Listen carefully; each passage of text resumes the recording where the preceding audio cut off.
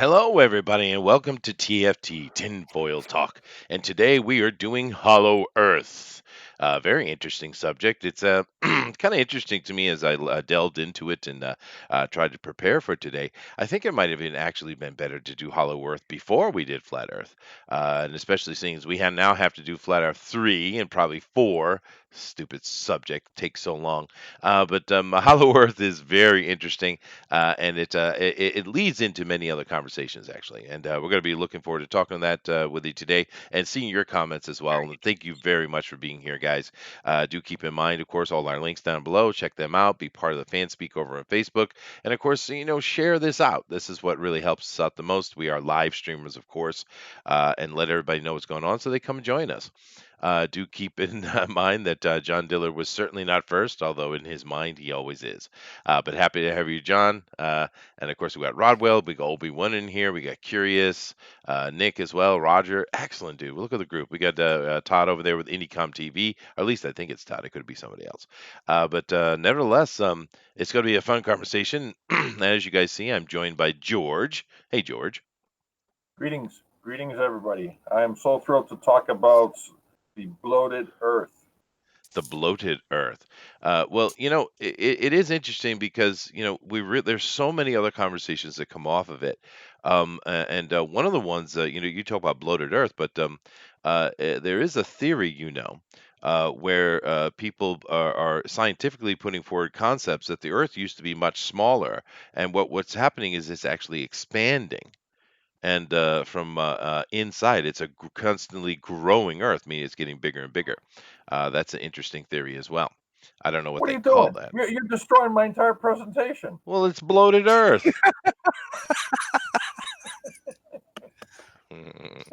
Okay, but anyway, thank you, George. And of course, guys, we are joined by Model 3. How you doing, Model? I'm doing well. How are you doing? I'm awesome, man. It's a really nice day, actually. I got a busy day though. I got to go up to the way north city, and we got a big gig tonight. So that's going to be a lot of fun. But that's like 4 hours round trip travel, dude. Oof. But that's all right. But yeah, I have to do that today, and I got a couple class things I have to do as well. So should be interesting Did you day. get any of that hurricane? Oh, no, no, we were fine here. We got some nice wind, but the typhoon absolutely tore the hell out of Tokyo. Uh, Billions and billions and billions of dollars of damage. I can't even fathom it, dude. And of course, we've lost 100 people so far dead. So, and I think that number will rise. Yeah, it's not good. It's not good. I have to say one thing is pretty cool though is of course the Rugby World Cup is going on over here, and there was a game, of course, in Tokyo they couldn't play. There's no way they could play it because the stadium was flooded, so they canceled it of course, for the day. And the Canadian team was one of the players for that got canceled.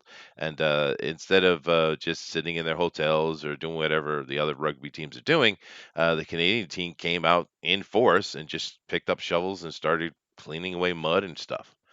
So it was pretty cool of them, man. They've certainly gained the heart of the Japanese people for it. Yeah, Oh, well, they made themselves useful. And they did. we call that Tuesday here in Canada.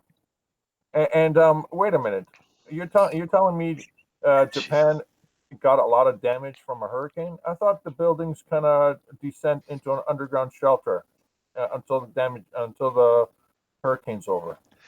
Yeah, it isn't wind. Wind is never the issue with a typhoon, George. It's the rain, dude. Yeah. And I don't know what kind of experience people have here in natural disasters, but water is the most devastating and terrifying thing we have, plain and simple. And it is like we had the big old earthquake, the Tohoku earthquake, right? And of course, the earthquake caused damage. I mean, and it caused a little bit of death as well. But it was the frickin' tsunami that killed 20,000 people, right? Water is devastating, man, devastating. And we got Slick Jimmy in here with us. What's up, dude? Just jumping in to see what's going on. Yeah, we're talking about Hollow Earth here in a moment, dude. Happy to have you. And I have to say, George, Pellucidar. what? Pellucidar. Pellucida? Pellucidar.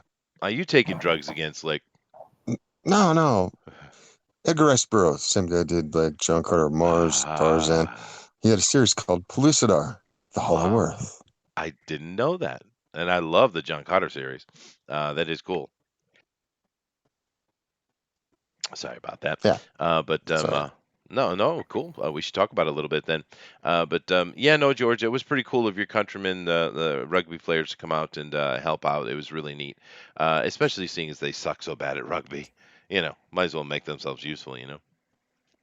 Well, if there was a lot of snow and wind during the gameplay, we would have beat you. Yeah, well, America sucks at rugby too, dude. I mean, it's just we are not rugby people, and in a way, it's good because if America and even Canada, but if America was paying attention to at rugby and we actually were trying to be good at it, it would not be good for the rest of the world, right? Because that's something we would absolutely crush. So in a way, the fact that Americans don't even know what the word rugby means half the time, I think it's good for everybody else because they can. There's other countries that can shine, right? That you normally wouldn't hear about. So, but yeah, no, we suck bad at rugby. Anyway, let me see what the chat here has to say. I get an alohas. I'm getting the only f bombs dropped tonight will be on Hollow Earth. That's right. I do apologize for that yesterday, guys, but it was funny too, though. Come on, I'm sure you got a laugh out of it. Eric says Hollow Earth for the win. I'm Dillard says I am the foremost authority on dense Earth theory. Awesome, dude. This better be good. I thought it was Model Cree. Okay. Or Tree? Model Tree, Tree? little Oh, I tree. see. He's getting his ghetto one. All right. Obi-Wan says either that or the continents are shrinking. There's so many theories, dude. It's hard to keep them all in line, to be honest with you. Let's see. Eric says those Canadians are polite people. They are. They are. And they're also very soft and cucked and all kind of other words we could use. And absolutely polluted and plagued by filthy, disgusting, smelly French. How's that? Yowza Comic says Hollow Earth plus Flat Earth equals Flat Earth Donut. I agree, 100%. Dave says, yeah, there was even a DC comic on Pelukidar. Yeah, didn't even know this, dude. I've never heard. I'm gonna have to ask Slick to tell me something about it here in a second. Because we play football. It's true. It is. That's what I mean. We'd actually be really good at rugby if we focused our energies toward it, but we won't. We never will. All right, cool. America could scrum if it wanted to. We could. Oh, that's model. I see. But yeah, no, Slick. Tell me a little bit more about this series that I know nothing about, which is odd. Well, the first thing that Edgar Rice Burroughs ever did was Under the Moons of Mars, which is a John Yeah. Carter story. Basically the first story in The Princess of Mars. Uh, After that, he did, I believe Tarzan was next. I could be wrong, but then At Earth's Core was the next kind of great novel. I mean, he did a Venusian series and a Mars series and a bunch of other stories. I mean, he wrote like 91 books altogether. But you know, he was very prolific and followed um, kind of a pattern in his writing. However, he was, he was, imaginative and he wrote well. And this is one of the ones that actually was made into a film back, I believe, in the 70s. Ooh. I can't remember the name of the title of it, but yeah, it's been around there. This idea of the Hollow Earth for a while. And I think he just picked up on it and ran with it. Hmm. There was a Tarzan story that actually crossed over into the Pellucidar series. Most people don't know this, but almost all of Edgar Rice Burroughs' novels somehow tie in somewhere in his universe. So, Which is cool. Yeah. yeah, it is cool. There you go. Sorry, I'm kind of rambling on about Oh, Edgar Rice no, no, Burroughs. thank you very much. I didn't even because I do love Burroughs, John Carter of Mars stuff. Yeah, that's my It's favorite too. yeah, they're really cool. I just didn't. I guess I didn't bother to look into other stuff. But no, and you're right. This concept of Hollow Earth is actually truly ancient. In some ways, I think it's as far as a focus and storytelling and mythological stuff, I think it's more ingrained in culture than flat Earth itself is. I think with the flat Earth, it just was kind of assumed thing. But Hollow Earth generates all kinds of stories actually from ancient times, so it is pretty interesting. And with that said, let me go ahead and share my screen and to kind of do my intro that I always do to these things, and we can make conversations off of those. So here we go. Remember, if you guys want to see what I'm showing the folks, just go ahead and click on my icon, right? All right, let's see here. So, Hollow Earth. Now, Hollow Earth is is a very interesting concept that, well, like I just mentioned, it's been around a long time, guys. And The Egyptians talk about it, the Mesopotamians, the Greeks, I mean, et cetera, et cetera. You have conversations with the Native Americans in India, of course. You have Agartha here, the Buddhists as well. I mean, it's a long idea of there being, entrances to the earth that come into a place that either has some kind of has a sun-like thing, and there being life in it. And of course, Agartha is probably one of the most well-known aspects of it. There's been so many stories about Agartha, and of course, Shambhala as well, being one of the named cities, right? But it's very fascinating. It's interesting. It makes for great fantasy writing, of course. And This little map here of Agartha is a well-known one, and it's been elaborated upon for quite a while. Now, of course, if we want to be more scientific about it, because I could talk about all the ancient stories and all that stuff, but that's not really doing anything other than saying people believe the Earth was hollow and there was people in it.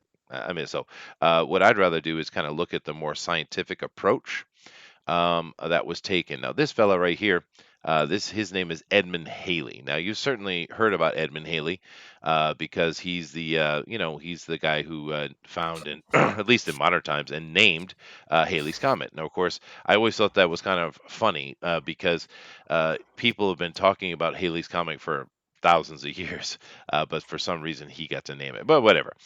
He's a scientist, highly respected one. Chester, Yeah. hold on. We're seeing Slick Jimmy's icon, and we're not seeing any of your presentation. Really? Yeah, from right from the beginning.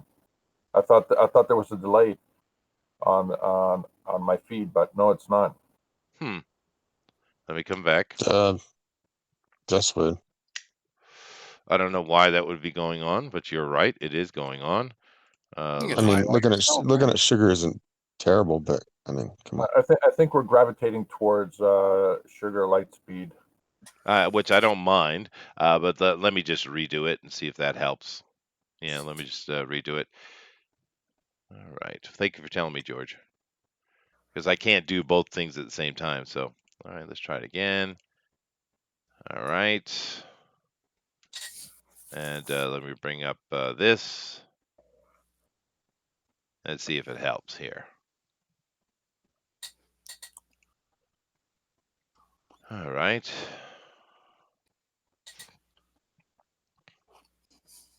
Hmm. Now it looks like you got me on. There we go. It's There we working go. now. All right, good. That's it. All right, good. Let me. I'll go back and show the imagery as I kind of continue over something else. But This is the first thing I showed, and this, of course, is Agartha, Hollow Earth, which I'll come back to in a minute actually, because I'm going to reuse it anyhow. This is Edmund Halley right here, and what he came up with an idea of. A lot of people don't understand this, but he came up with the idea that he felt that the earth was layered. There was many layers like an onion to the earth. Now, the fact that this looks a little bit like Atlantis, well, how many times can we point out that Atlantis is mentioned all the time, and the imagery of it shows up everywhere. Everything's connected. It's creepy, but this is a very someone I think took this for a fantasy thing and just kind of put the names in it, because you see in the image of him, he's actually holding a piece of paper where he has his concept on it, right? And the reason why he came up with this wasn't just taking off the ancient stories, because they were having a lot of, we still have it today. There's a lot of problems with compass readings and things that don't work properly in certain areas, anomalies, right? They call them mid-ocean depressions and stuff like that. And on a flat Earth or a ball Earth, no matter how you look at it, there should be no depressions anywhere. What do you talk about? How does water depress? on when, especially when there's supposed to be gravity involved, right? Now, I'm not going to get into that whole flat Earth thing again, but it's you can see how easily this is connected, right? But some people have argued that these depressions, they're not actually they're just so wide that what it's actually doing is it's going over a curvature, therefore staying to the gravity model into a inner Earth type of space. But there were all these anomalies, and they were trying to explain. And of course, they also had the aurora borealis that they were trying to explain. And what he suggested was that there were many layers, and they were. This is why we were getting weird gravity anomalies because we had gravity interacting with itself from various different points in the Earth. And he also believed that escaping gases is what was creating the aurora borealis. Interesting, right? Now, today we take along the concept that the aurora is created by, electromagnetic or magnetoelectric forces. That's the kind of general concept. But do keep in mind that there are some weird things when it comes to that. There are many animals that move around the northern areas that shouldn't be there. And particularly, there's this particular bird, actually, that every winter it flies north and no one knows where the hell it goes because this bird could not survive in the whatever the incredibly frigid temperatures that are in the north. So they're obviously going somewhere. It also touches into there's been many accounts of from Viking accounts and some ancient Russian stories, and there's even stories of when the Vikings came, or the Norsemen came over to the Americas, and of course, I live in Rhode Island, and there's tons of Viking structures there, right? But they're nowhere to be seen. Now, people said, oh, they went home, of course, the places in Nova Scotia, what have you. But we don't know. But if you go and ask the natives, interestingly enough, which scientists never ask natives anything, how arrogant they can be. But if you ask the natives, well, they have stories about it. They know exactly where they went. They said that they came back from some expedition they were on in one spring or summer. And they said they had found a paradise. They broke down and took everything with them and disappeared to the north, where they were moved to have their paradise. So we got a lot of these kind of examples, and these are not fantastical stories. These are simply accounts, which is interesting unto itself. Now, he created this layer type of thing, which is, he's just speculating, I think. But then you had this guy, Leonhard Euler, or Euler, I think is how you pronounce it actually. And he's a mathematician. He's actually considered to be one of the greatest mathematicians of all time, even though you've never heard of him. But he had concepts about it, and he that were sticking on those compass problems and other mathematical issues with the movement of luminaries and et cetera, et cetera. And he's the one that started pushing this. Hollow Earth with a place and a sun in the middle, which he said was 600 miles wide, and et cetera, et cetera. So it brings us back to this ancient image. He kind of brought that full circle. Now, there's a couple other points I want to mention before I jump over and we'll kind of just grab this and deal with it. But there have been some interesting recent things discovered. There was a diamond that was brought up, and the diamond had 1.5% of its weight was water, as you can see here in this layout, and they know it came from extremely deep. Right, and there's been plenty of other radiographic and other type of imagery that have been done that is saying that they believe that there is water underneath the planet that is at least 100 times the amount we have in our oceans. And there's been several independent studies that have shown that there are absolutely huge amounts of water deep, deep, deep underground in the transition area. Now, do keep in mind, I didn't put one of those slices up, but of the Earth, but we don't know what's under our feet. We don't. We've been 8 miles down, and that's it. We haven't gone any further. Everything is theory and speculation, of course. So, what could be under the earth, we don't know. Also, do keep in mind that you are restricted in your movements in the North Pole and the South Pole. Also, keep in mind that satellite imagery is illegal above a certain parallel to the north. So, you can't even get imagery, even Google mapping imagery. Why would that be? Why should it be illegal for us to see imagery when you can go over and look at all the China, North Korea stuff? It's weird. right? And the last little point I want to mention before I jump back over, guys, is the Woolpit, the Green Children of Woolpit. Now, this is an interesting story from Britain, and what it talks about is there's a story from a couple hundred years ago, and there were these children that showed up in this town.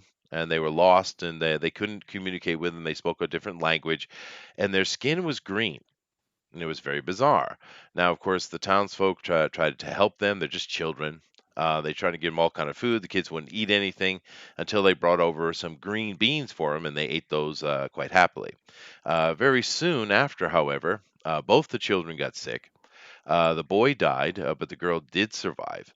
And as time went by, she learned how to speak the language. She started eating bread and other foods, and the green pallor of her skin went away eventually. But once she did learn the language, she explained that she and her brother were in their home, and she explained her home as being a place of permanent twilight, and that they had found a cave one day while they were out playing, and they traveled in it, and they got kind of lost, and they were in there for quite a while. And when they came out, they were here where this town was, this village. And of course, this is one of the most famous accounts of people coming from the flat Earth, and of course, not the flat Earth, the hollow Earth. And of course, this brings up the conversation because there's a lot of people, and there's even expeditions that are ongoing as we speak of people trying to find the hollow Earth. Whew. So let me come back over the other side. Now, guys, I introduced a whole bunch of ideas there. I put a lot of things out. So who wants to take a bite at it first? Well, my understanding on this subject is that there are a couple of main schools of thought. One is that we are actually on the inside of a sphere, That's right. and the other is that there are just massive voids where there's civilizations inside of it, and it's not necessarily that they are inside of a shell, facing with the sun towards the center. Yeah. No, that's true. And those two concepts, of course, are very, like I said, Hollow Earth brings you to a lot of other conversations. And the concave Earth concept, I didn't really prepare much to talk about with that because it's almost its own conversation unto itself. But you're right. There are people who believe that we're inside the earth right now. We live in the hollow earth, and above us is this like rotating ball that is the stars, and it's quite an interesting model. I can actually go grab a little video on it and take a look if you'd like. But whilst you guys are talking, I'll go do that. But yeah, you're right. But I think hollow earth is more about inside the earth than the concave thing. But continue, model. I've always thought it. I myself, I cannot stand theoretical science. Absolutely despise it. I think it's one of the worst thing. It's hindered us as a people. Hmm. And even I would say almost everyone that might watch this show has seen a geology textbook that shows the sphere with the quarter cut out of it and a picture of a molten core. Absolutely. And Yeah. it's presented as that is absolutely what it is. And again, like you said, the Russians were able to dig 8 miles down before their tools That's right. started melting. That's right. And that's the furthest any human has been into Earth. So this is where I think where so many of these conspiracies get more of a foothold is that why is so much of this theoretical science? Is it just that they need stuff to fill? And I think it's maybe some hubris on the part of academia where they just don't want to admit they don't know. And so they're just throwing stuff out there. There is no good proof to a molten core Earth. It's just absolutely ridiculous. That is fair point. Yeah, and it's all theory, which I think shocks people when they understand that we don't really know. And by the way, guys, it's in the background here. I'm playing that video of a video of showing the concave Earth, where we are inside the hollow Earth, and they have this like star ball. And anyway, you see as it's playing, it is quite fascinating. But no, you're 100% right, model. George, what do you think? You got anything to add to the, I guess the touching on hollow Earth versus concave Earth? Yes, yes. One is the concave Earth could be a Dyson sphere, and that's what we're in. Uh huh. Secondly, I'm going to throw my presentation in here to actually add to what you just said. Okay. Now, the concept of the flat Earth is based on old numbers. Uh, Many years ago, hundreds of years ago, and thousands of years ago, people figured out the circumference of the Earth about 25,000, and it was based on the science of the day. Hmm. Well, they didn't just do one measurement; they did multiple measurements to confirm their theory. So but the problem is that our numbers today don't confirm the numbers back then. Why? We've done the calculation today, and we've redone the calculations, and our numbers today disprove the numbers back then. Well, there's a reason for that. It's based on this: the Earth itself is a finite mass, finite matter. Hmm. No new matter can be created. Therefore, what's going on is that the Earth itself is expanding. Now, you're saying, well, that's just crazy. How would it expand? Well, I submit to you that the core itself is hot, and the heat itself is actually what's causing the mantle to expand, creating pockets over long periods of time, which drain water into, create the underwater oceans, create the hollow earth honeycomb system, Hmm. and also creates whole civilizations, and also swallow up whole civilizations that are on the surface. So therefore, the numbers that are ancient and the numbers that are current in terms of the circumference of the Earth prove that the Earth is expanding, and the reason why it's expanding is because the heat. Now, here's an epilogue to this: is that the world's biggest volcano sits in Yellowstone. Hmm. Yellowstone, if it would erupt, theoretically would have access to the molten core and also destroy the planet itself.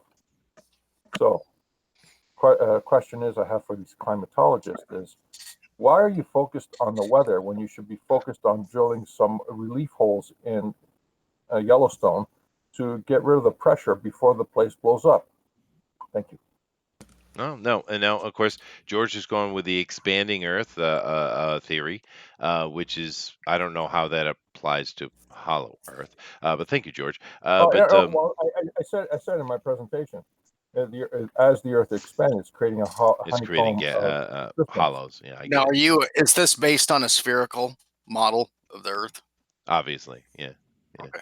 yeah. Now, this theory is not new. It's actually been around quite a while, and what it tries to do is tries to address the continental drift, right? Which, of course, that's an assumption. It's once again a theory that the continents drift. The mid oceanic ridges is also a theory. They don't understand what those are. They think that you have subduction going on, which is you have one plate is going under another plate, but we don't actually have any hard science that proves this. It's just a theory. But what it's trying to look at, because looking at that Pangea concept that's been around for quite a while, and the idea that if you look at the continents and stuff, they do kind of seem to, if you take them and cut out the continents and try to put them together, they seem to go together pretty well, actually. And so it seems as if they originally were one piece of thing. And of course, this brought up the continental drift idea. Now, I don't know why the continental drift idea is more popular with science than the expanding Earth idea, because they both get to the same place and they both have about the same amount of evidence, which is, none. But you know what I think? The science really doesn't like the fact that Earth hasn't always been as it is, right? They don't like that concept. For a long time, this is a little unrelated, but for a long time, you had the theories coming around, that scientific theories, that the planets are not in the position today that they once were. Right now, that doesn't seem crazy or out of it. Makes sense. Things are moving around. Why wouldn't they pull each other into different stellar positions? But the science community has fought that tooth and nail. But of course, recently we've seen them have to capitulate and take it in, because the science is moving absolutely in that direction. That the everything's in a wrong direction, wrong place. And of course, we have that great purple dawn a theory which talks about Saturn itself, and of course Saturn being our original home of Earth. It's interesting to me that they always fight against that aspect of it. So I think science doesn't like the idea that Earth hasn't always been exactly what it is, because for them, I guess, what it does is it opens up the idea of some supernatural or higher power involved. I think that's really what they're afraid of, because do keep in mind that modern science is all about hating Christianity. Unfortunately, it is what it is. But interesting, George. What do you think, Todd? You have an opinion on that? Well, it's the only thing I know of the expanding Earth that I've actually read was a essay that Neil Adams wrote, which Okay, is kind of weird that it would bring us back to there.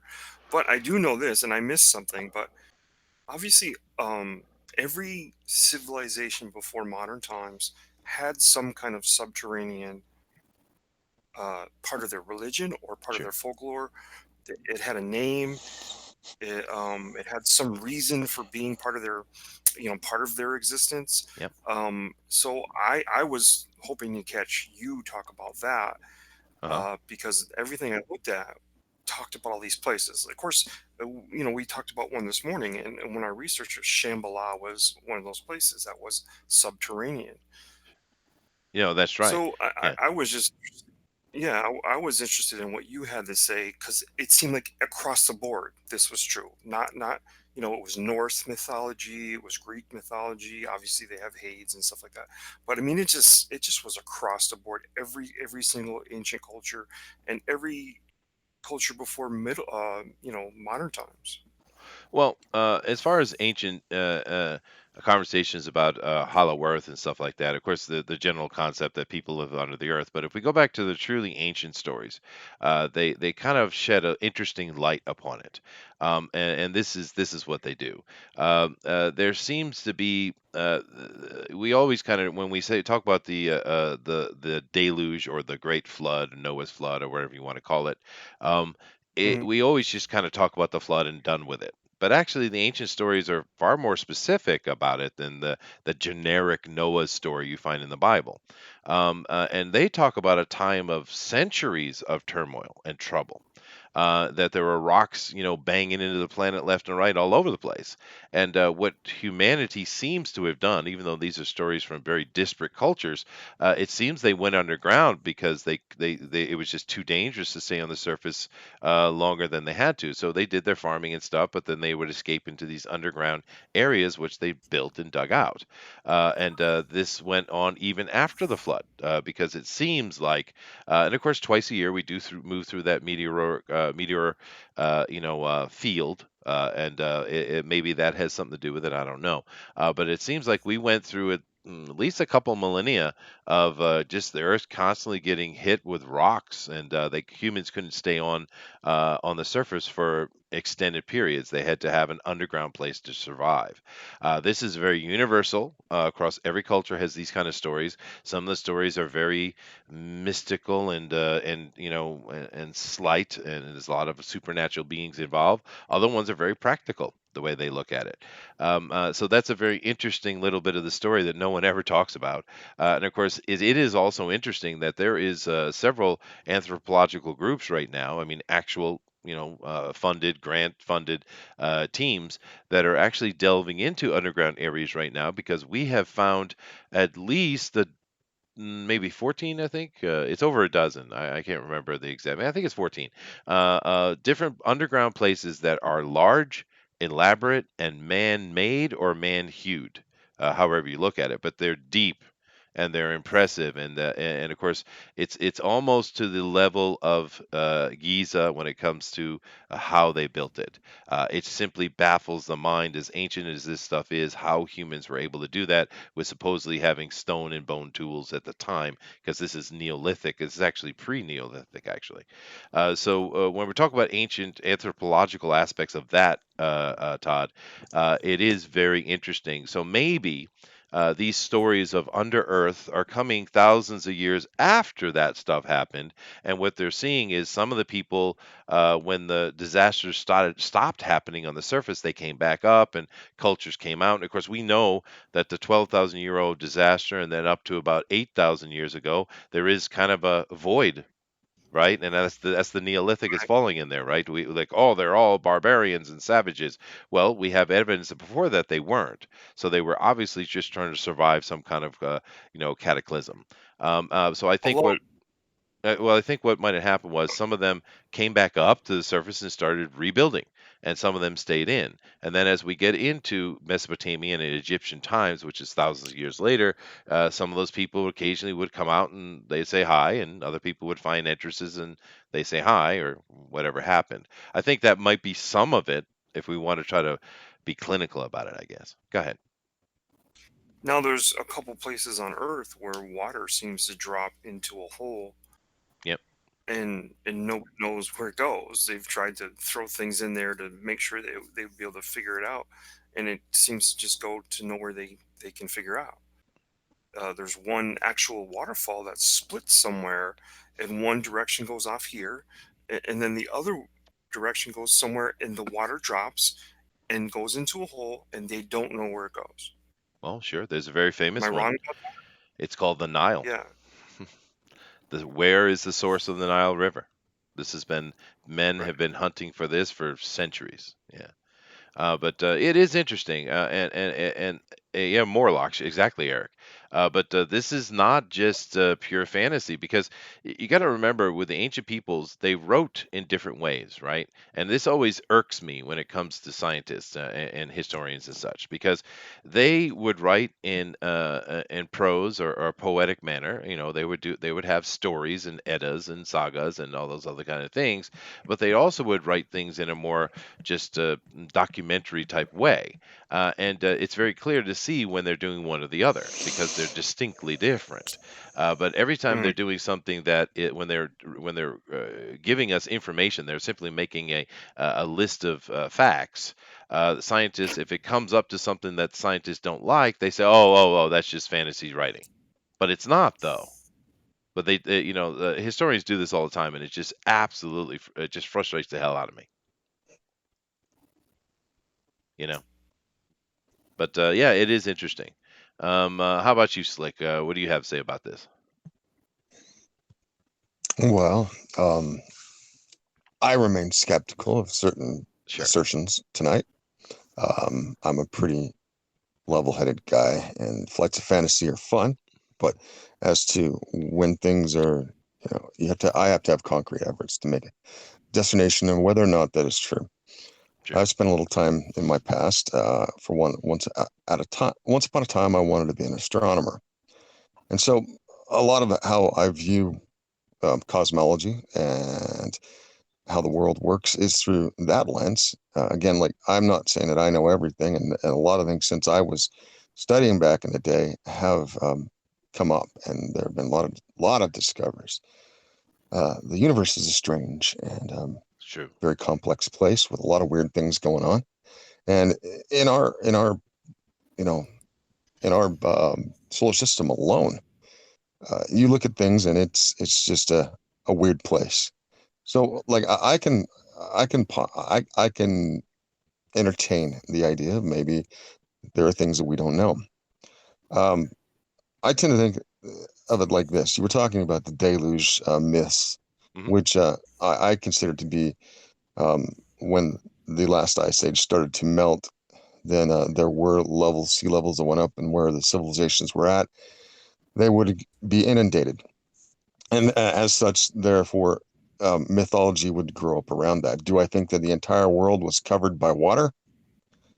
you have to convince me of that with empirical evidence, which I don't see any, and it seems as much mythological as anything from the Greeks, Romans, the Egyptians, etc. Well, So, scientifically, in the past decade, we have had some actual acceptance from the academic community on that. Of course, there was not a complete submersion of all land. There was not that, but there yeah, when were, somebody says that the waters came up to the tops of the Everest or the Andes or any of the large mountain ranges, I don't buy it. I mean, unless somehow there is some hidden water inside the planet that was forced to the surface. which is Um, kind of what the story says. Yeah, well, I mean, the story says it rained for 40 days and 40 nights. According to the biblical account, if we go back to the Gilgamesh account, it has a little different. I mean, there there's a whole bunch of different accounts of that, but there's enough to say throughout our at least our legends of their, I guess, are part of our history that something happened. yeah, no, Um, absolutely. Yeah, now, in the world, there are strange things, and you talked about plate tectonics and so forth, and I would beg to differ that there are pretty good evidences of plate tectonics. Hawaii being a good one, you can see geologically the movement of the plates with Hawaii's islands and how they move off, and the seamounds that go off to the east. I mean, that's just one instance of a multifarious different things on upon the earth that sure. would Which give is why they have that credence theory. to You're the right. theory, Yeah, yeah, right? And I'm not saying it's perfect, but it gives pretty good evidence for that. yeah. But it However, works both ways, though. It doesn't have to there's be. cataclysmicism, and then there's another one. Some of the things that drive my ideas is the Crystal Cave in Mexico. Have you ever heard of this? Oh, sure. Yeah. I mean, it's a very strange place. These massive crystals, and you can only go down there for a little bit because it'll cook you if you're down there too long. And it's not near like any real source of volcanism. It's coming from from the crystals themselves. They create a heat, and that's just something that nobody really knows exactly how that works. It's a mystery. So, like I said, on this earth, who knows? I mean, if we live upon the outside of a Dyson sphere, whether it's organically created or, stellarly created or, created by some omniscient being, well, I don't know. Until I can find the entrance and go and check it, Hmm. I can give no definitive answer. That's a fair point. But do keep in mind the Hawaiian Islands can be answered with both continental drift and expansion. Either one works for that. I Uh, mean, that's fine. yeah, yeah, yeah. Ouch. Yeah, but it is a good point with the volcanic drift that created the island, many islands actually. But Hawaii is very interesting. Now, John Dillard says that water goes into the same black hole that is in my wife's purse. That's the most sensible thing I've ever heard you say, sir. Yeah, yeah. We all have that problem, John. Women and money. But Comic Book Bob says, at the core of our Earth and Moon are sleeping titans. Woe is to us should they wake. Yeah, good. Thank you. But where's the? I saw one that actually had some. It was pretty good. I can't remember. I can't see where it was offhand. But someone was saying that the Earth and Moon are both supposed to be hollow. Well, actually, you know what the theories that are going around recently that in the scientific community actually are that all solid body planets are actually hollow. That's how they form. Actually, it's becoming more and more mainstream. Actually, it's pretty interesting. But anyway, let's move over to Model. We haven't heard from him in a while. Go ahead, dude. Model, Hey, model. I'm here. Sorry, I muted. That's okay. Jimmy's comment about, once he needs to be able to see something, I agree with him, and that's Hmm. why I always go back to why are any of these places off limits? Now, Yeah. you can say there's always someone who's going to say you can go to Antarctica, you can go to the North Pole. I'm telling you, you can't. No, you can't. You cannot get 10 of your friends get together a few $1 million and go and explore. You cannot. So if you could probably put together an expedition, but you'd have to get permission, you'd have to be escorted. And it's always this. It's the same thing. Why it is one group of people? It's not because they're worried about you freezing to death. Don't ever buy that. They just don't want you up there stomping around by yourself. But there's an account from Admiral Byrd where he explicitly says there was an opening at the North Pole. He went and landed in there and He, spoke he to went, people. Yeah. and supposedly he flew into it. It was that big that they were able to fly into it and fly around. And so the guy wrote books, did tons of interviews, and we were talking about that before we went live. There was a program called the Longines Chronoscope, and if you ever want to watch a really interesting interview, people that are watching, go look that up on YouTube and go watch that interview where he talks about all of these things that he discovered, and then for some reason they were just wiped away from common knowledge, Yeah. especially in academia. Absolutely. And Admiral Byrd is a very interesting character. Model, hold on. Model, can you give me that title for the YouTube video? It's called the Longines Chronoscope. It was like in the 50s. Yeah. Yeah. Might even been in the late 40s, dude. It's really a long time ago. Yeah, it could have been. It was, he was down there for a while. Guy spent in Antarctica alone, he spent 30 years exploring. He And was then down there on several expeditions. Yeah. Yeah. and then I think he went north and spent a lot of time at the North Pole. Mhm. And Yeah. this was a young guy who just rocketed through the ranks to admiral. Oh, yeah. It's interesting. Oh, he's one of the most decorated and celebrated military men in American history, actually. Yeah. But In that interview, he says there's enough resources at the poles for the entire world to never run out. Yeah, no, it is interesting, particularly when you talk about, talking about Antarctica. Now, Antarctica is also another interesting point that comes up with that, model, is when you look at the Russian accounts. Now, and I'm not talking about Soviets, I'm talking about Russians. And this is back in 19th century stuff. And Hmm. I don't know why everyone just kind of dismisses the Russians and never looks into what their opinion on stuff. It's very weird, actually. But the Russians have full-on accounts of many expeditions they took in the late 19th century down to Antarctica, and they have complete descriptions of green areas that are warm and volcanic areas that make everything very livable, and they document the weird plants and all kind of stuff. The Russian accounts of what's going on in Antarctica are very interesting, but no one talks about it. And if they do, it's just dismissed, and I don't understand why. The Russians can be just as academic in their research as anybody else. But Sure. no one ever talks about those 19th century Russian expeditions because, from the Russians' point of view, there are places in Antarctica that are completely livable, very livable.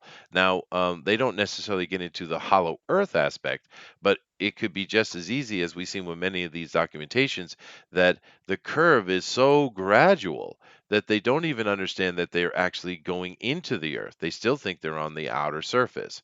There are many stories that go into that. And Admiral Byrd's story of his North Pole flight is exactly that because he didn't even know he was in the hollow earth until, because he says, I mean, this is, like I said, one of the most respected dudes in American military history. He said that another flying craft came along with him, spoke to him directly, and basically forced him down, made him land. And then they had a conversation with him, and the end of the conversation basically comes to the fact that he wanted him to go back and warn the Americans about using nuclear devices because it's going to lead to our ruin, right? This is what Admiral Byrd said. And that's shocking coming out of such a decorated and respected fellow. And it didn't, all his Antarctic stuff was after that. Keep this in mind. It didn't hurt him when he told the American government this. It actually probably helped him because he got more and more access. So take that as you will, right? I think a lot of these conspiracy theories rise just out of the simple fact of how much effort is being put into withholding stuff, and it's always at the reason given is for national security, or if, like with Antarctica, they always say, well, it's not safe, it's cold, they don't want people. That's not why. No. These people don't care if someone goes down there and freezes to death. They just don't. But um, anytime you see any kind of film or documentary, any kind where people are saying we're at the North Pole and they're looking at their GPS, they're not at the North Pole. And if you dig deep enough, you'll find out. And the reason they give is that it shifts, right? Because Mhm. of declination and the shifting of the axis of the Earth, and that pole is moving all around. So um, it's another thing that adds to that of why can't people actually go to the actual poles? Why do they have fake poles set up? And they absolutely do at the North and South Pole. They have like ceremonial poles Yeah. stuck in the ground. Yeah. You can go there, take a picture, but it's. I think, what did they say, that the South Pole one is like 300 miles away from the actual Something pole? like that. Something Yeah. is, yeah. It's why let people go. Let a Well, private expedition just go. If they disappear and freeze to death, hey, that's really sad. I'd like to add something to what Model said. Um, yes, the government is a complete lying about, oh, we're worried about you, we don't want you to freeze to death. Well, if that was true, then you wouldn't have thousands of dead people on Mount Everest. Sure. Yeah. True. And True. and Yeah. what what's I don't funny know if is it's that one of the thousands, but yeah, there are a lot of dead people up there. there are a lot of bodies up there. Yeah. But it's funny that they one of the reasons that's always given for why airlines can't fly over the poles is that it's so cold. But how cold is it at 40,000 feet anywhere? Right? It's absolutely freezing. Yeah. So it's not like it's any colder there. There is a limit to how cold it can get. So Mhm. it's every angle. There's this nonsense, and there's so much of it that um I don't know. Most people just live their life. They don't even want to worry about it. They don't want to deal with it. And I can understand that to some respect, because it really doesn't matter.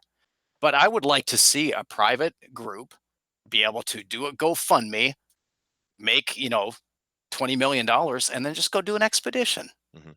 Well, there A is a private expedition where they can broadcast the film, Well, there but is they an won't let them do it. expedition. Well, there is one going into North Pole right now, and they've spent a ridiculous amount of money, and they have one of the nuclear icebreakers from Russia that they're using in this very expensive endeavor. So, in that case, there is one that is being allowed to do something, and of course, who knows what they'll find. But Antarctica is absolutely off limits.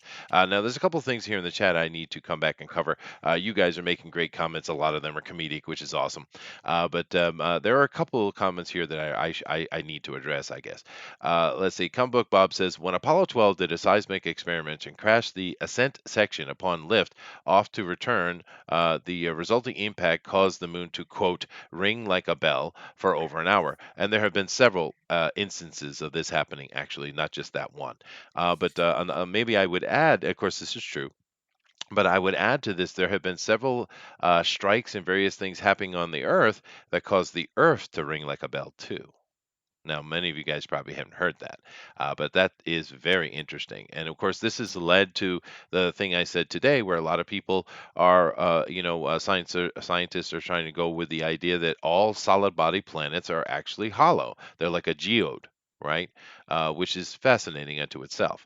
So this hollow Earth thing is, it's not as anathema to science as you would think it might be. And the other one I really need to touch on is this one from Obi-Wan. He says, Chester, can you clarify? Do you actually take this stuff seriously, or are you playing devil's advocate again? Well, of course, I'm playing devil's advocate all the time because that's my job here.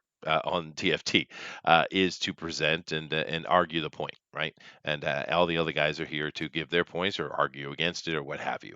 And of course, we're just having fun. But to answer that, let me tell you a little story, if I might. Um, I am very academically minded, and I still do plenty of academic things in my life day to day. It's what I am. Like certain supernatural things, like say ghosts and things like that, I'm very much looking for proof. Would rather see proof, but it's not something that I would gravitate toward. But I'm going to give you a story now. A few years ago, I don't know, maybe a decade ago, I was talking to my parents on Skype, right? And just having a chat. Once or twice a year, I'll talk to my parents and say hi. It's just, kind of how it is, right? But I was sitting there talking to my parents, and there was a lady standing next to my mother. And I figured they must have had a guest or something like that. And I asked my mom, I said, who's this? And she says, who? I said, the lady. She says, and then she started asking me some weird questions. She didn't answer directly. She said, well, does she have long brown hair? And I was like, yeah. And is she wearing a plaid shirt with jeans? I'm like, yeah. And she kept asking these little questions. And then I stopped her. I was like, look, mom, all I want to know is who the lady is. And she says, oh, that's my ghost. And I'm like, what? And my father was sitting right there, and he's a very practical. He's a military man, lifelong military man. And I was like, "Come on, quit playing around with me." And my dad says, "Oh no, I don't see him, but I hear him sometimes. But yep, your mother's always talking about ghosts." Now, you might say that, okay, because you're going to focus on my mother having ghosts, and there are some older ladies who have ghosts, right? And I get your point, but here's the thing: I am not that type of person. It was not on the front of my mind at all. I simply saw a lady standing next to my mother and figured it was some house guest, and I just didn't want to be rude, so I was asking who this was, right? The problem is, it was completely organic, the conversation, right? There was nothing leading into it. So for me, this created a very serious dilemma, because it's very clear that there was nobody there, but I saw the person very clearly. She even looked at me, right? So how is that possible? There wasn't a joke. My parents weren't messing around with me. It's something that actually happened. Therefore, now I have to ask the question: if this is what is this? There's something going on with that, and obviously, the scientific community needs to take time to delve in and look into it. That's my take on it. But I mean, how do you explain it? It's an unexplainable situation. So ultimately, I have to keep my mind open for everything, because anything is possible, you know? Silence. No comments? Well, I'm pretty sure I've seen a ghost, Yeah, and but just one time, but I'm positive, and I can't explain it. yeah, it offends my mind though. You know what I mean? It does. So I don't know what to tell you, Obi-Wan. I think that we're certainly having a lot of fun here, but I'm open to any of these ideas because they're all fascinating. And of course, we don't know any truth anyway, so why not speculate? I mean, there's no harm in it. But the simple fact of the matter is, I cannot explain that situation. It absolutely happened, no matter what anyone believes. I don't talk about it. I never talk about it. But it is what it is. So therefore, supernatural and things like that, there is something there, and therefore I don't understand why we are putting a lot more money toward understanding what it is. You know what I mean? Well, Obi-Wan seems to be getting angry. Well, maybe not angry, but he's getting that frustration that's very common that you see. And it's his comment about have fun with your cognitive dissonance is interesting because that's exactly the opposite of of what we're doing. Cognitive dissonance is describes more the people that just cannot believe anything that contradicts their worldview. So well, I submit you this concept that what Chester's experience, we have all experienced it at some point in our lives, um, as we go through our lives, living out our life, and but we're not capable of paying attention to it or actually picking it out from the noise that we see every day. Mm. Yeah. Sure. And do keep in mind, It is interesting because I think most of the people that come in here and watch TFT with us, they understand we're just having some fun. We're talking about, we're speculating. It's just interesting conversation, right? We're not taking it seriously. We're not flat earthers. We're not Mandela effectors or whatever these conspiracy theories are. We're just having fun talking about them because they're fascinating, they're interesting, and there's some truth in there somewhere. Right, and some people do take it way too seriously, and that's why we always try to put a caveat on this. Hey, we're just having fun, guys. So there's no need. We're not saying we're right and you're wrong. That's not. We're not saying anything even close to it. We're speculating is what we're doing. But from my point of view, just for me personally, Obi-Wan, I keep my mind open to everything because who knows, dude? I mean, honestly, the Purple Dawn thing I talked about many, many, many TFTs ago. I think there's as much scientific evidence for that as there is for a god shaping a planet and making the universe. So, I mean, what are you going to do, right? But in general, just have fun because that's what we're trying to do, guys. Go ahead, model. Oh, just to expand on what you're saying, there's no harm in discussing anything ever, No, and no. we should be doing a whole lot more of it, because maybe in 2019 you wouldn't get a NASA revelation that says the atmosphere extends past the moon. Now Because they're if you would saying have that talked now, about right? Yeah, yeah, and if you yeah. would have talked about that 20 years ago, you would have been called insane, Hmm. crazy. Uh, if you would have shown someone a wireless internet 100 years ago, they would have thought it was some kind of evil magic. Yeah. I just we're as far as a species or a civilization, we're a blip on a timeline. Especially when you look at what happened after World War II, as far as technology, the explosion in technology is really look at in our lifetime Hmm. from my mother trying to go out and find the longest coily cord she could find so she could bring the phone outside to Yeah. everybody's got a phone. Yeah. And Right. that's Right. that's Yeah. incredible. That is really incredible. It is. It is. Yeah. And Comic Book Bob says a better question would be, what is a ghost? Yeah, exactly. That's my question. Yeah, absolutely.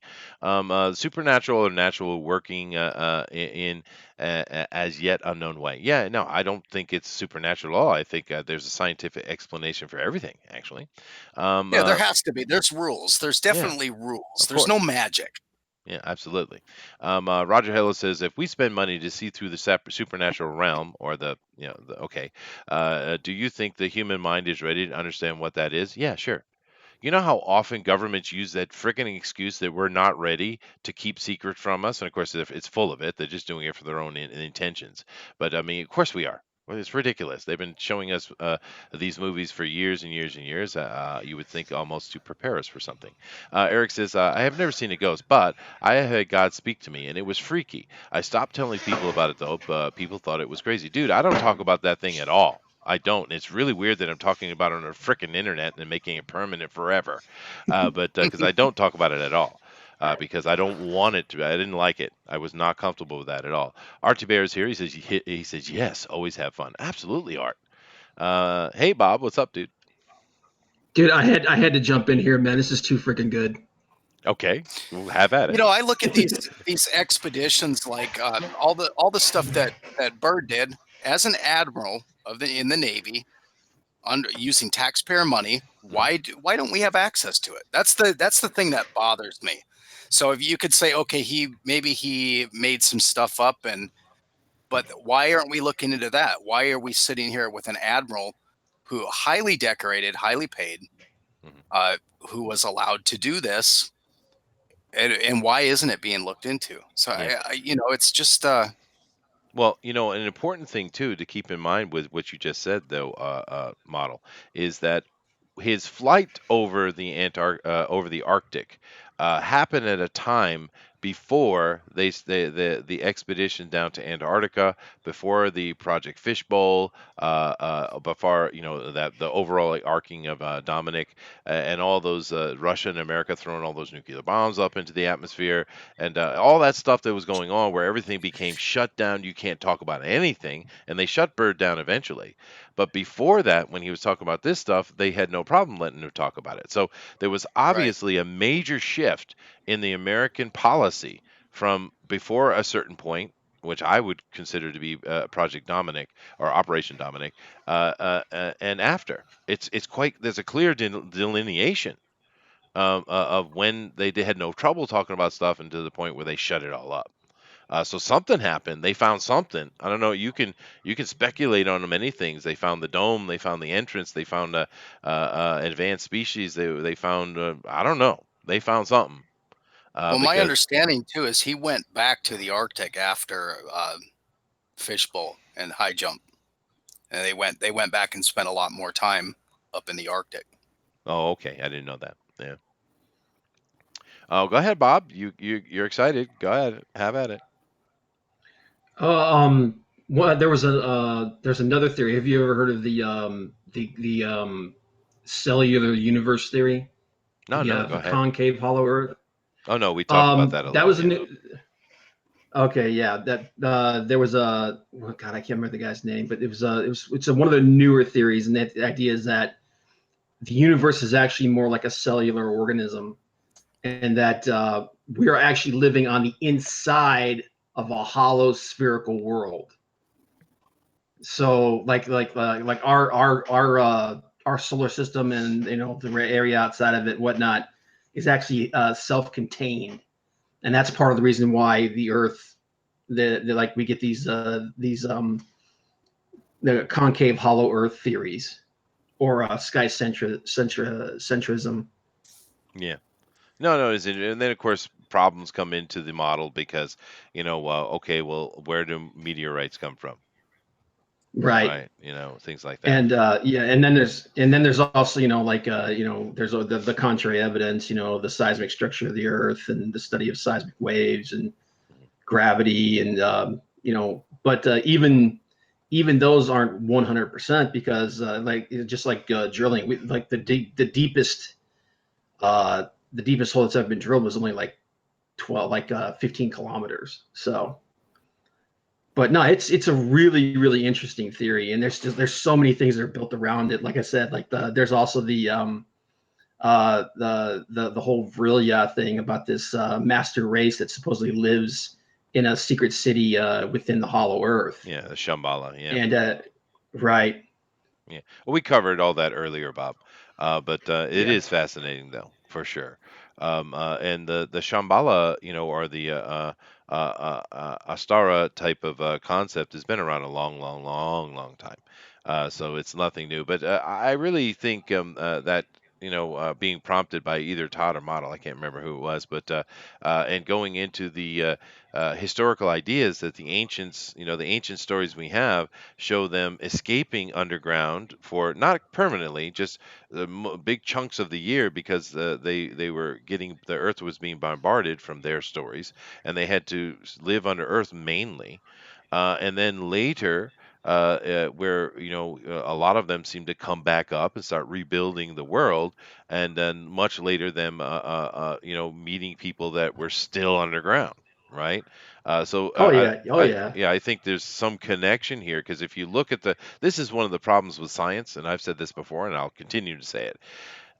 Science is narrow of vision because and oh yeah, they're forced to be this way because of the system we have set up. If they want to make money and they want to survive, they need to take something and that's a very small aspect of something, and they need to focus on it and specialize in it.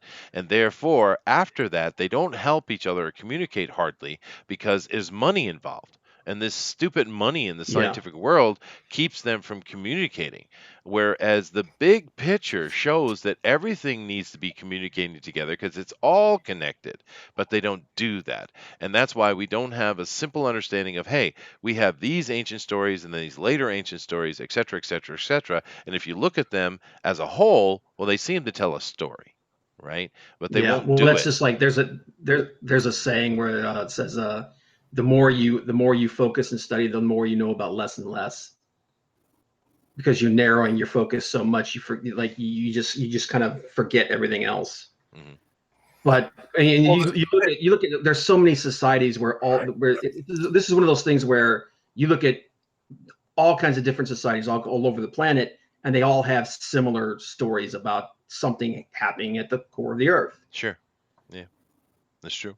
And Well, another and not only that, but these theoretical sciences are they're they're written in stone, and people are afraid to lose their careers. They don't get advancements, they don't get grants, they don't get funding if they deviate from that.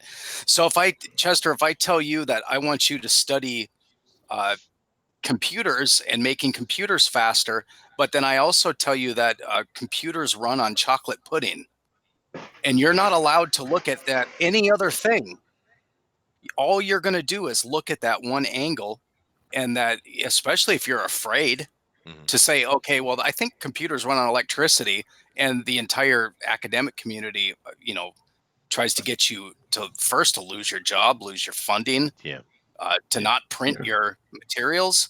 And that's the kind of stuff that's going on, that I think it's again, like last week we talked about all of this flat earth, spherical earth, evolution, Big Bang, all of it is a distraction from the real thing that is going on. That if it's scientific discovery and it's research, everything should be on the table. I don't know. I mean, chocolate pudding run computers. Well, uh, you shouldn't be, especially we should not be filling elementary school textbooks full of theoretical science and physics. Yeah. That's a crime.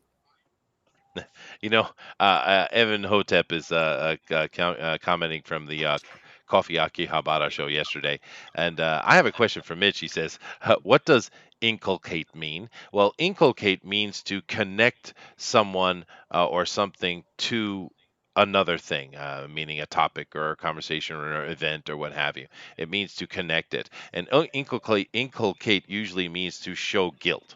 Right, which is why I balked a little bit at what Mitch said, but I held my tongue. I just said I just kind of repeated inculcate, but I didn't go any further because I didn't want to be a jackass. It's that guy. So actually, inculcate means I didn't want to do that. That's what I did. Yeah. Sorry, Evan Hotep. That's funny. But yeah, no, I agree 100%, guys. And the thing that really gets me is how close-minded everyone is, not just in the scientific world, but just in little teeny chats here like we're having right now. So many people, they don't want to open their mind and just have a little conversation. What's the freaking harm? They get so upset, they get so bent out of shape. We're just having a conversation. We're just speculating.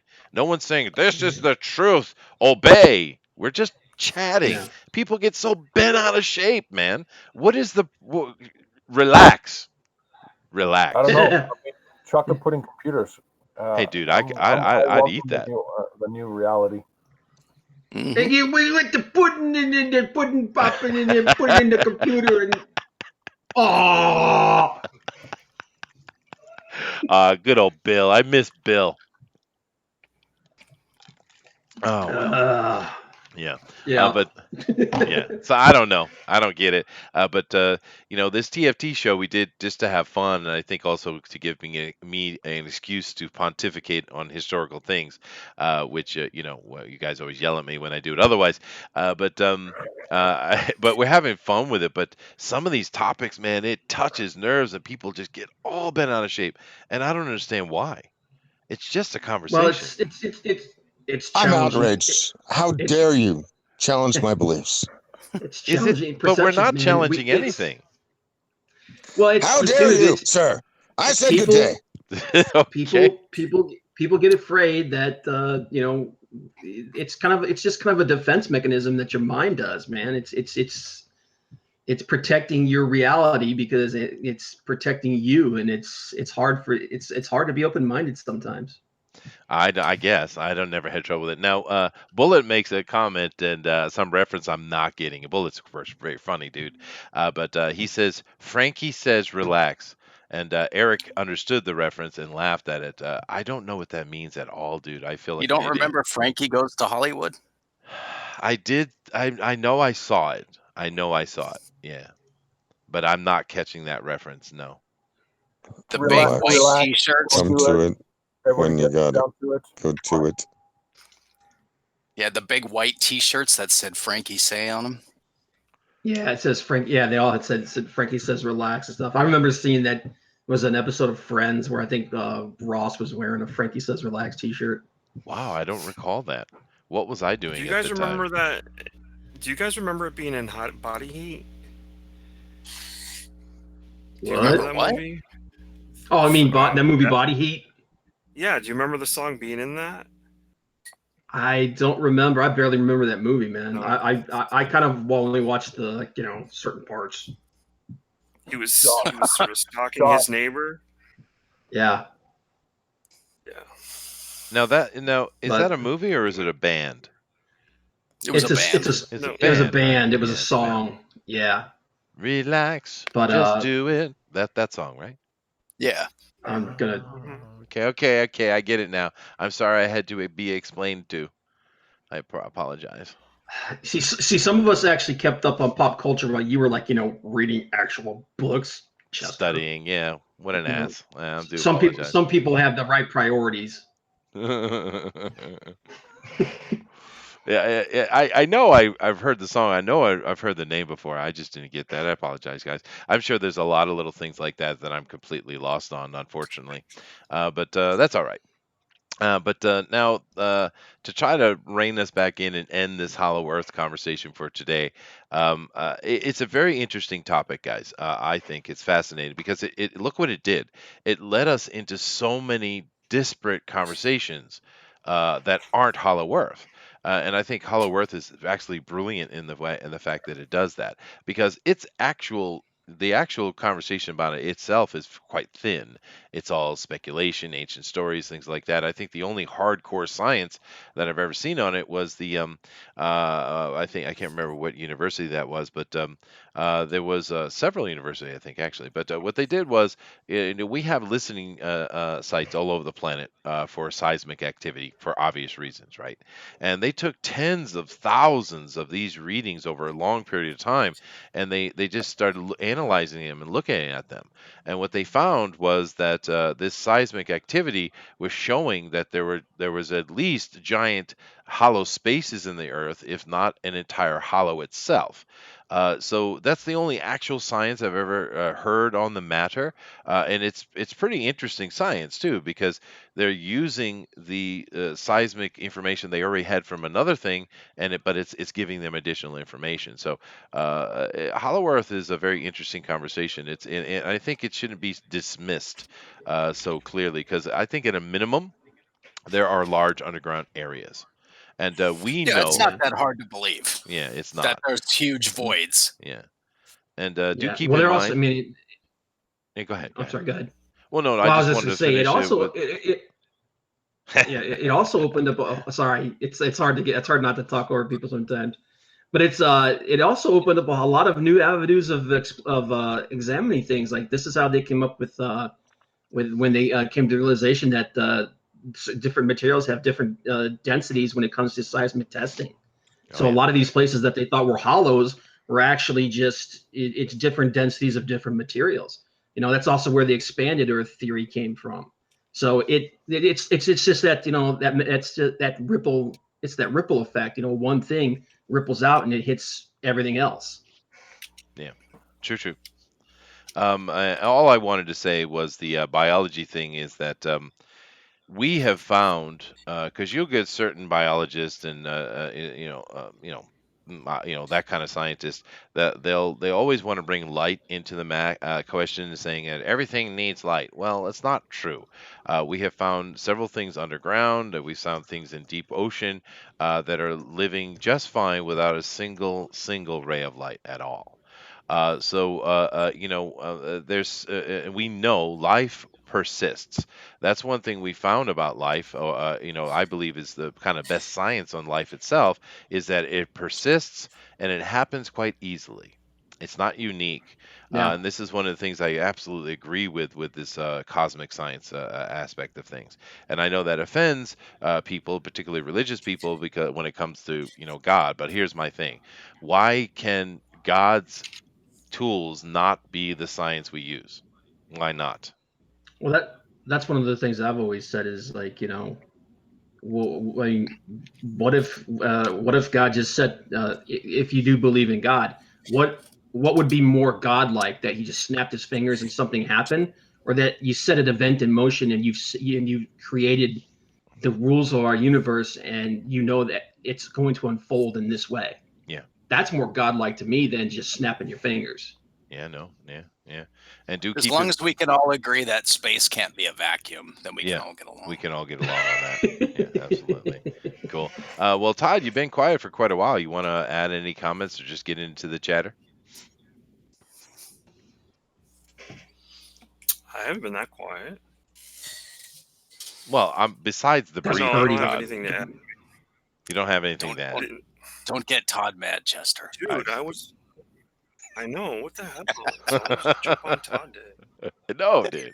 Just That's I a just try to that's make I just try to make you part of the conversation, buddy. That's all. What I is like The I like obviously we have areas where we've taken natural gas out and oil out, but not a lot of people know we've actually put oil back into the ground because it's the best way to preserve it and keep it. It's easier to store it where it was. So we just use a lot of exported oil, and we put oil back in the fields in Texas and stuff back into the ground. But it makes me wonder if there wasn't a different reason they've done that. Interesting. maybe it's something with some way to stabilize something or whatnot. But that's a pretty tree, I man. wonder about that. It is a pretty tree. That's true. But Eric says Chester just went full Ian McCallum on us. Someone explain that to me. I don't get it. Nobody I'm else not gets sure. it. Ian Malcolm. I'm not. Ian Malcolm. Sorry. I don't know what you mean, Eric. Explain it to me. No, he's the chaos theory guy. Oh, Yeah. the Jurassic Park guy. Yeah. Oh, okay. Life finds a way. Life finds a way. Okay, hold on. I'm doing the sexy thing. Let me unbutton my shirt. Okay, I got my legs out. Okay, I'm being all sexy for the ladies now. I'm doing the Ian Malcolm pose. I'm doing it. It's awesome. Must go faster. Must go faster. Must go faster. Relax. Absolutely, bullet. All right, guys. Well, I think we've kind of exhausted this. If anybody has any other comments they would like to make, Slick or Model or George or Todd or Bob here, go ahead and have at it. The more I looked into this one, because you always go, hey, make sure you have a presentation, and everything I read, just I was interested more in the sort of anthropological aspects of this, but everything as far as truth goes, there's nothing to support. No, it's just there's that a lot of discounting. it's true. It's just that one study done with a seismic data gathered, which is pretty interesting. It's definitely showing something's going on. But yeah, that's pretty much I'm it. not going to say we don't have mysterious holes in our planet in places, because I've seen them. Well, it's quite obvious we do. Yeah. Well, now don't you think all of those expeditions done with Byrd in the Navy, that they took volumes and volumes of notes and data and film? Sure. Declassify it. Yeah. Well, we know this film. Go ahead. No, we know this film from High Jump. We know that, but they won't show it to us. Yeah. It all folds into that whole theory that a lot of scientists have put forward, especially ones that have come forward that have worked on secret projects and whatnot, that technologically the governments of the world are infinitely further ahead than the public. So I mean, finding new materials, things that we don't have access to right now, knowledges that we don't have. That's how all that stuff happens. Is it begins with exploration. So, and they're not going to share that with us. No, obviously not. Yeah. But happy Halloween. Thank you very much, Joe. That's clever. But yeah, no. I think one thing we definitely learned here today that I am extremely ignorant when it comes to pop culture. Oh well, damn it. Fix your priorities, man. I know, right? I spend way Yeah. too much reading stuff. George, go ahead, dude. One of the best things to come out of Admiral Byrd's experience was one of the best culinary uh, feats in human history, and that was the jelly-filled donut. Huh? Is Uh, that due to that? no, dude, it's a dad joke. Just wait for the drop. Is that the hollow donut theory? Yeah. Oh, Yeah, jeez. guys, you have not learned George yet. Uh, It's dad humor. It's always dad humor. It's this constant uh, inundation of dad humor. You and I DeWolf think I both. just got cancer from that joke. Yeah, me too, Oh dude. man. We get the AIDS from Uh, it. Thanks, George. I thought I thought it was penguins for Thanksgiving. I thought that's what he was talking about. That's I thought he was going to go with donut. that too, but no, he wanted to have the hollow donut thing. But that's another aspect of a very interesting aspect because we talked about flat Earth the past couple of weeks, but the and someone made it in a comment. It might have been Bob actually, but the fact that the flat Earth and the hollow Earth have been combined, guys, because they do have the Yeah. donut Earth thing. It's coming out of that, so it's pretty Yep. cool, dude. Matter of fact, Yeah. let me go find it. I'll show it to you. I'll show it to you. Is that the Uh, Taurus Earth? They made a Taurus Yeah, out of yeah, it, yeah, yeah, yeah, and exactly. Yeah. it was ridiculous. yeah. It's called the concave hollow Earth. It is basically donut Earth. Yeah, it is. Yeah. I think we're And, living and on you guys Elysium. mocked me for just a few minutes ago. It's like John Malin says, donut Earth is real. It's a stupid idea. Now look at no, I don't know how stupid it is. I don't think it's stupid at all. I think it's cool. Look Oh, at it. Look jeez. at it. Look at it. Look at it. You know you It's want it. It's You know you beautiful. want it. It is beautiful. Yeah, cool. All right, guys. Well, You know what? If we lived on Earth like that, dude, that would be kind of freaking cool. it would be very cool. Yeah, absolutely. All right, guys. Definitely be able to wave to your neighbors. Well, you can't see that far. But anyway, guys, thank you very much for joining us. These conversations are always a lot of fun. And as we say every time, dude, we're just having some fun. Relax. There's no need to get upset about it. And of course, if you want your voice heard, if you have an opinion, then hit the Twitter down below, contact me and say, Chester, I want to be on the show, and I'll happily put you on it, dude. Happily. But And yeah, just have some fun, guys. Or just come and watch Todd get ganged up on. next Yeah, week, or you do two that can as be well. on Coast to Because Coast with Chester Busby. yes, no, The- dude, I would love that job. I'd be great at that job. Yeah. Yeah. That- I see that I have an empty bottle of Cavassier, so I think it is time for us to go. Yes, I think so. And of course, Todd being upset is always a tradition here at Fanspeak. So thank you very much, Todd, for keeping up the. Todd is upset. He's always upset, dude. No, he's not. Oh. Yeah. Bro. But anyway, thank you guys very much. Now, keep in mind that we have a normal week coming ahead. We got our comic news today, of course, and we're continuing with the fan edition. Of course, we're calling it the ultimate edition for right now until certain children work out their stupidity and get the pro edition back on, or they won't. It doesn't matter. We're having a lot of fun with that, so I don't know what the hell they're doing. But I've kind of given up on understanding these grown men and the things they do. But nevertheless, so no f bombs. Yes, thank you, Nick. We kept it clean. But we got plenty of stuff coming this week. We definitely want you guys to come be part of what we're doing. We love you guys. We appreciate you, and thank you very much. And once again, the offer to be on any of our shows is always open to any of you. Just hit that Twitter button, okay, guys. But other than that. Someone give me we need a word of wisdom for today for damn sure. And I think, All right. I'll no, do it. God, do it. no. I'll do it. God, do it. no, George. Never. Oh, come on. No. Slick on. Jimmy gets to do it because You're killing me here. no, I'm not. No. Material. I have No. no sagacity to give. What do you mean? Don't make me go to George Slick. Okay. For I all of just you want out it all there here, and George. across the world that were listening to this beautiful broadcast, always remember that you're a child of God and he's looking down on you. So behave. Namaste. Namaste. Namaste. All right. Well, thank you guys. Later.